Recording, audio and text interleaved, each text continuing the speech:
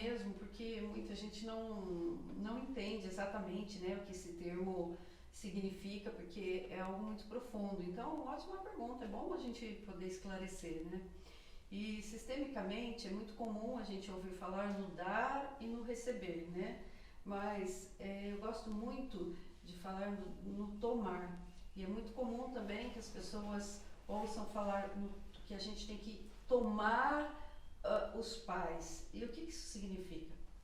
Tomar a vida que vem dos pais e aceitá-los como eles são, né? Isso é um outro capítulo, talvez um papo aí que role outra hora, mas o tomar a vida é algo muito profundo, porque na realidade a vida vem fluindo através de várias gerações, né? E através dos pais ela chega para nós. Então, quando a gente consegue realmente tomar essa vida deles, significa ser grato pela vida que chegou até nós através deles, do jeito que foi possível e com aquilo que foi possível, ou seja, nós aqui, né, temos muitos motivos para sermos gratos, não só pela vida, mas por tudo que os pais fizeram por nós, né? Mas tem gente que talvez tenha tido uma experiência assim muito difícil, nem conheça os pais, né? Não pôde conhecer, e aí você fala assim, como é que ele vai tomar a vida dos pais, né? É entender que a vida chegou para ele através de um homem e de uma mulher, né? Que se relacionaram e que a partir desse momento essa vida chegou. E se não puder agradecer mais nada, que pelo menos ele consiga olhar e agradecer essa vida, né? E gente, isso é uma coisa muito importante, porque tem muitas pessoas que ficam assim, têm dificuldades para fluir na vida, ou na profissão, ou no relacionamento, ou mesmo com doenças, ou em alguns outros aspectos, e às vezes ela não entende muito bem o que está travando, né, esse fluxo de vida. E às vezes a gente vai ver essa pessoa não consegue realmente ser grata aos pais e tomar essa vida, porque ela ainda está talvez presa a questões na perspectiva infantil, de questões muito difíceis que ela sente que faltou, que sofreu e que ainda não conseguiu resolver isso, então é como se ela ainda responsabilizasse os pais por aquilo, né? E aí ela não toma essa vida. Ou então tem outras questões mais profundas ainda, dos filhos quererem estar resolvendo, cuidando das coisas dos pais, né? E não conseguem tomar a vida e seguir em frente. E se a gente pensar, por que a gente recebeu uma vida? Boa pergunta. Nossa, eu não tinha pensado nisso. Será que nossos pais ou nossos ancestrais que lutaram tanto para sobreviver, a história de nossos pais e de nossos ancestrais, ela é marcada por tristezas, por alegrias, por sofrimentos, por vitórias, por derrotas, por fracassos, né? Todos nós temos as histórias permeadas por isso tudo, mas será que eles passaram por tudo isso para que a vida chegasse até nós e ao invés da gente fluir com ela, a gente ficasse parado, preso, emaranhado em algum acontecimento anterior, ou achando que ainda faltou alguma coisa, que eles nos devem alguma coisa?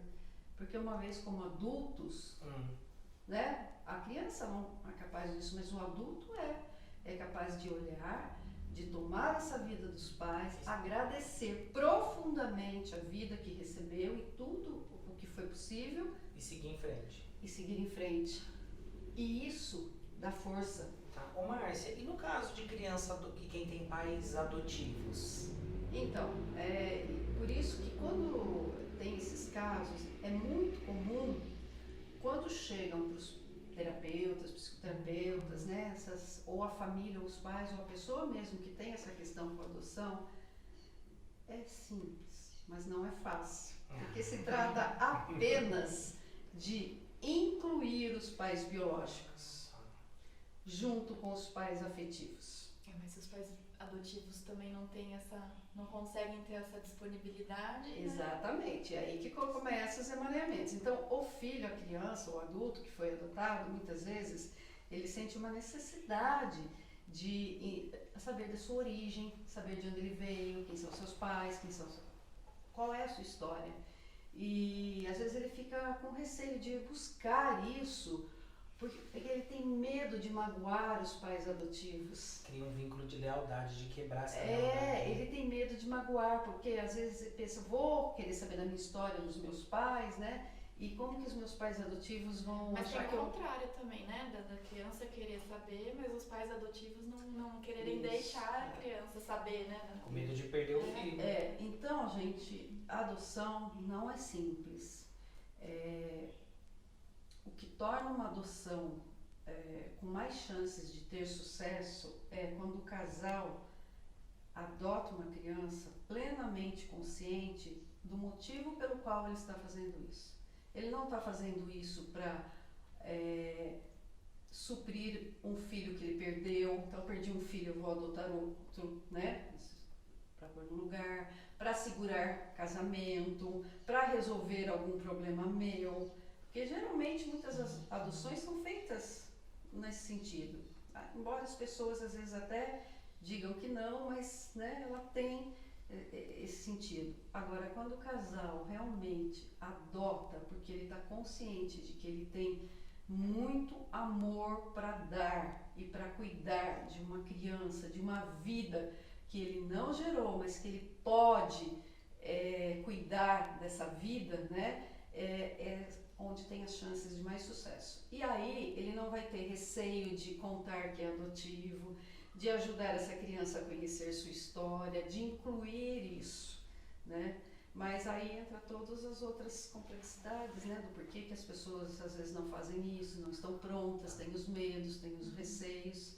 Mas isso é importante, porque quando a criança inclui os pais biológicos, ele está incluindo a origem da sua vida, por isso que não dá para excluir. Olha que legal. A vida vem dos pais biológicos, assim. Biologia, sabe? Sei. E os pais adotivos são os responsáveis pela manutenção dessa vida. São coisas diferentes. E tão importante quanto. Então não se trata de incluir um e excluir outro, se trata de incluir todos, né? E olhar para todos.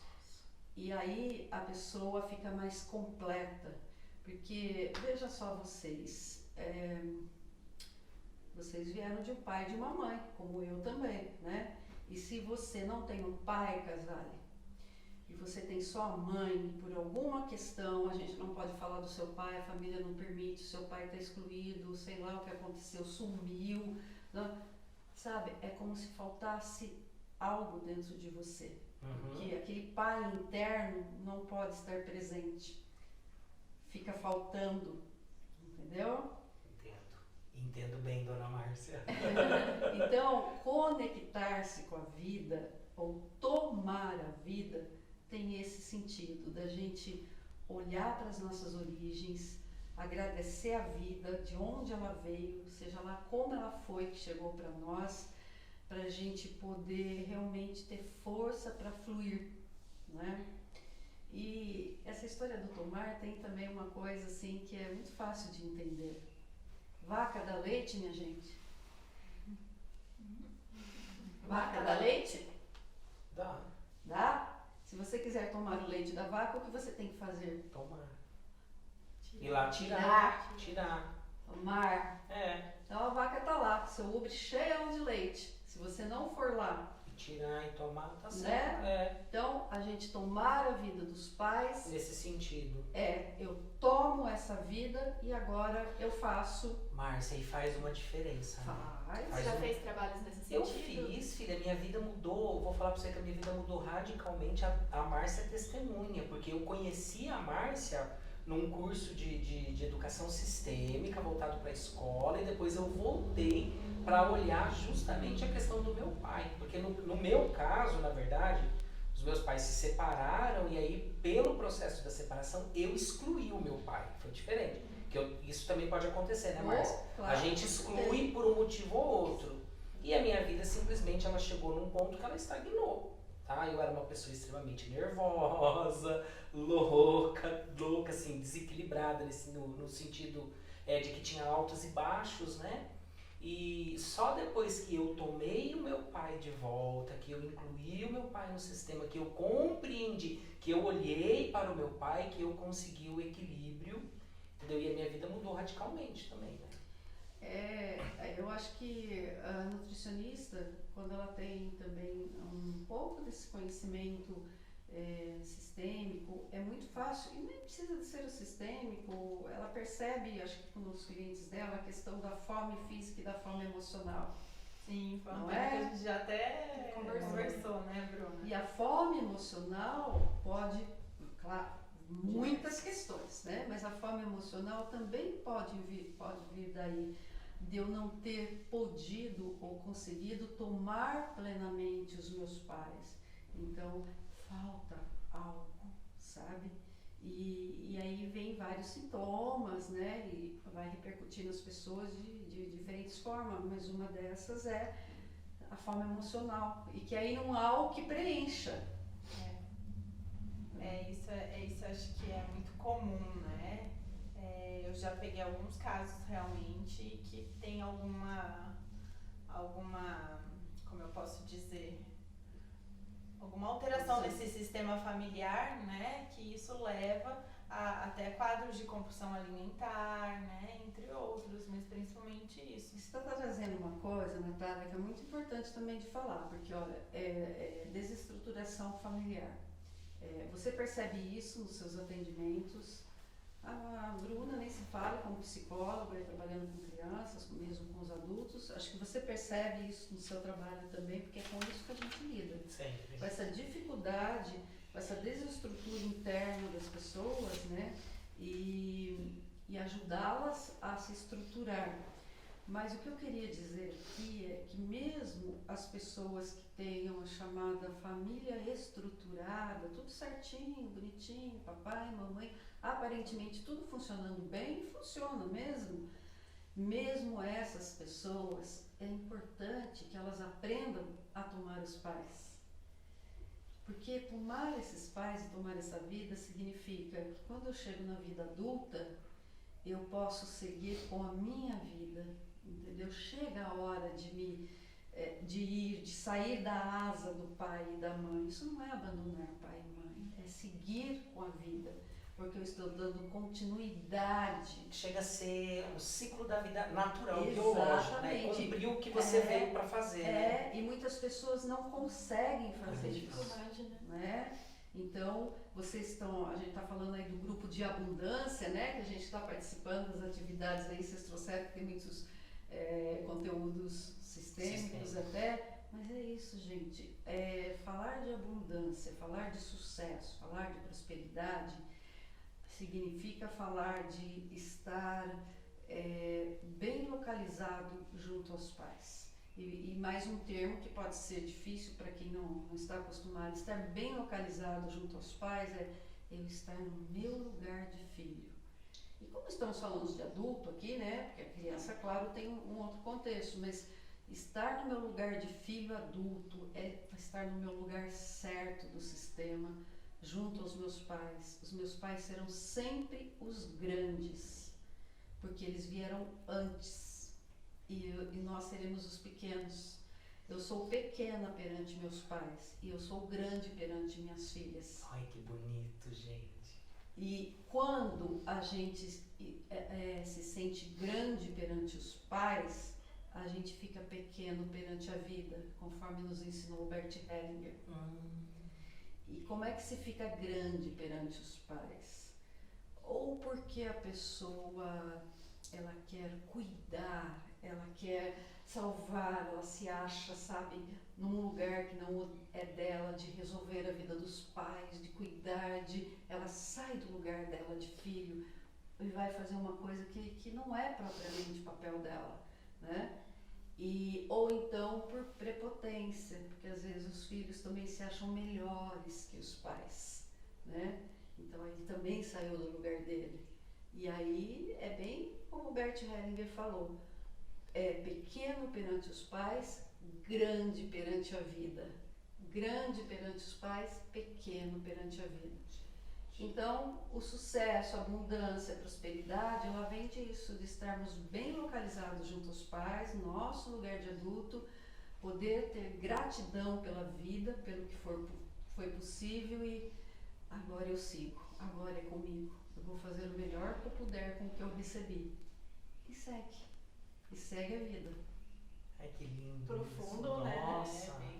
É lindo, é profundo, mas tem força nisso, sabe? A força para viver. Então quer dizer que Força se pra conquistar. conectar com a vida, num resumo bem superficial assim, né? Porque eu sei que é bem mais complexo que isso. O primeiro princípio é tomar para si o pai e a mãe. Tomar os pais ou tomar o pai e a mãe como eles são. Como eles são. Como eles são, sem tirar nem pôr. Aí você pode falar, mas e se o pai fez coisas erradas ou a mãe? Eu falo assim, a quem não cabe julgamento. Eu posso não concordar, eu não sou obrigada a concordar com tudo. Mas é uma aceitação sem concordância. É uma aceitação daquilo que é. Da vida que você recebeu. Porque se o pai é isso, é aquilo, aquele outro, se foi um desajustado na vida, se não deu certo, ou se a mãe isso, se a mãe aquilo, não entro nesse julgamento. Eu tomo a vida que chegou a mim através deles, entende? Então, por isso que não é fácil. É por isso que não é fácil. Nós somos adultos e entender isso, todo mundo entende, mas na hora que a gente vai trabalhar no campo, é conseguir com que a pessoa realmente sinta e chegue no lugar que ela precisa chegar. Aceitação, inclusão, sem julgamento, sabe? Então, é lindo, mas não é tão fácil, mas é possível, é possível. É uma coisa que a pessoa vai conquistando. E quando ela chega nisso, ela vai vendo que ela tem mais força para a vida, para viver, para prosperar. A vida vai se tornando mais abundante. Porque tem muitas outras coisas, né? Dentro do sistema, as lealdades, que a gente precisa ir se liberando e tal, para podermos seguir, né? Mas o princípio é esse, estar no lugar certo dentro do sistema, respeitar os pais, tomar a vida e seguir com ela. Que fantástico, gente. Né? Muito legal. Temos muito trabalho a ser feito, né? Sabe que existe nutricionista que trabalha com a visão sistêmica. Ela faz atendimentos de constelação a partir das questões alimentares ou distúrbios alimentares que as pessoas trazem dentro da questão sistêmica. Bem Legal. Diferente, né? bem Tanta bacana. coisa, né? Nossa, A gente nem Nem conhece. imagina, né, que tem. E acho que tudo ajuda, né? Nossa, gente? Márcia, mas você está falando uma coisa interessante, porque na minha cabeça, boa parte de, vamos assim dizer, as questões que envolvem a alimentação, eu tinha para mim que elas eram puramente culturais. Culturais, assim, tanto de um consciente coletivo, né, da sociedade que a gente habita. Por exemplo, você vai pegar lá, por exemplo, Estados Unidos, né? Então, automaticamente você tem a cultura do fast food. O Brasil não, o Brasil a gente ainda tem alguma coisa aí que vem de fazenda, da terra, etc e tal. Então eu achava que tinha essa questão cultural e a relação com a família. Eu não imaginava que as questões sistêmicas, emocionais, elas pudessem... Transgeracionais, tá? Pudessem contribuir para isso. Contribui, e é claro que cada caso é um caso. No trabalho sistêmico não existe regra, não existe um manual onde eu pego, olha, com a Natália foi assim, então o Casale vem me falar de algo parecido, vai ser assim também. Isso não existe, tá? Tem que ser visto cada caso.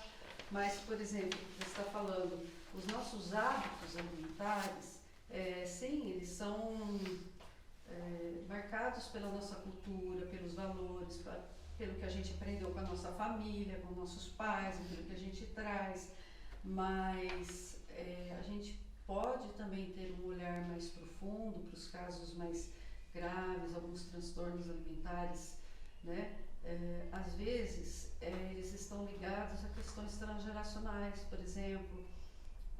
família que passou muita fome, muita privação, né? Então, às vezes a pessoa está conectada lá e ela precisa se garantir, você entendeu? Então, outros os antepassados passaram fome, é como se ela tivesse receio de passar fome também no seu inconsciente, né?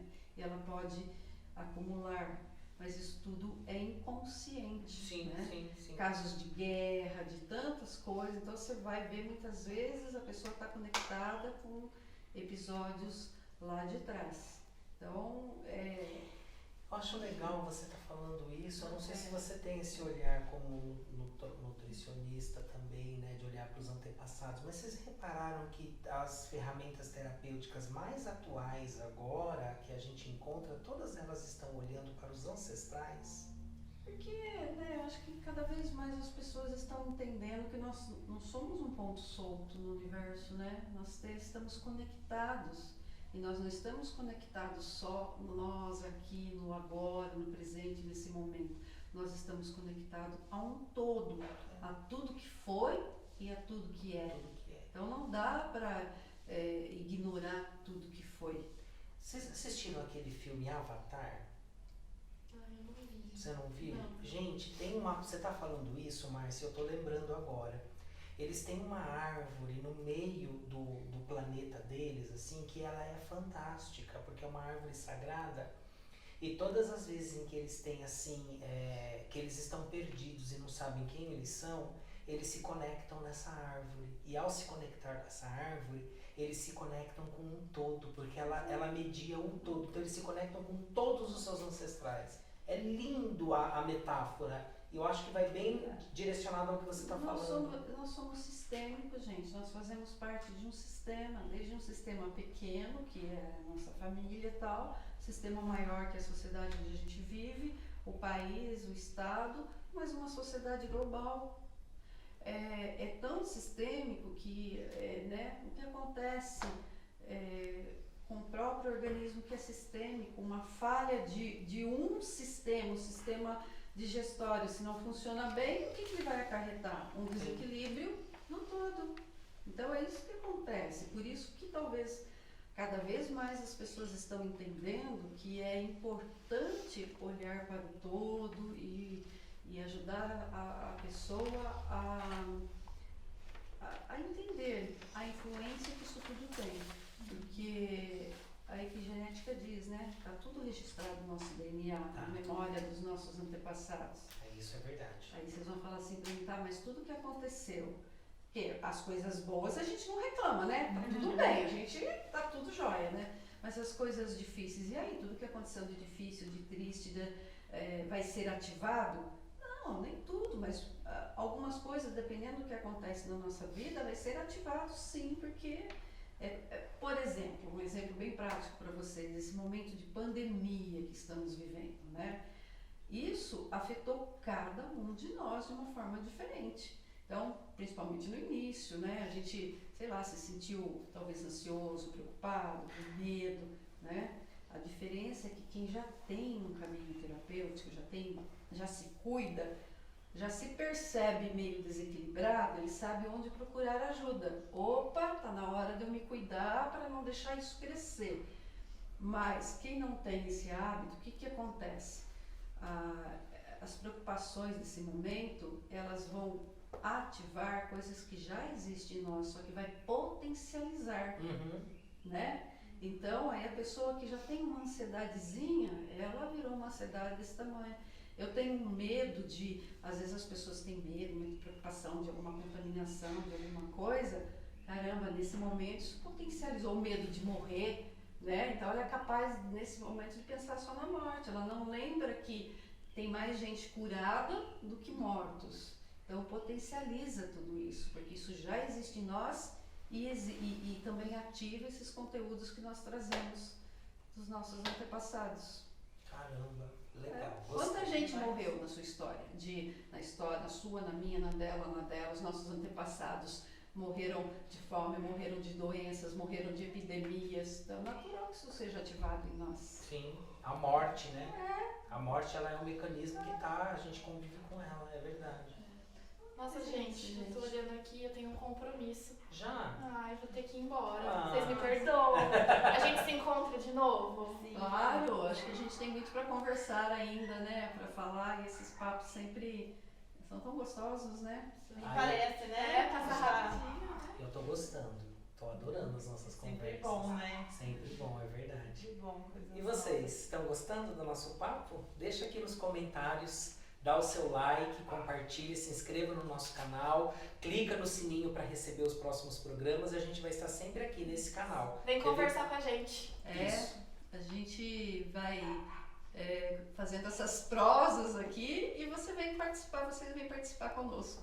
Vamos produzir muito mais coisa legal para compartilhar com vocês, gente.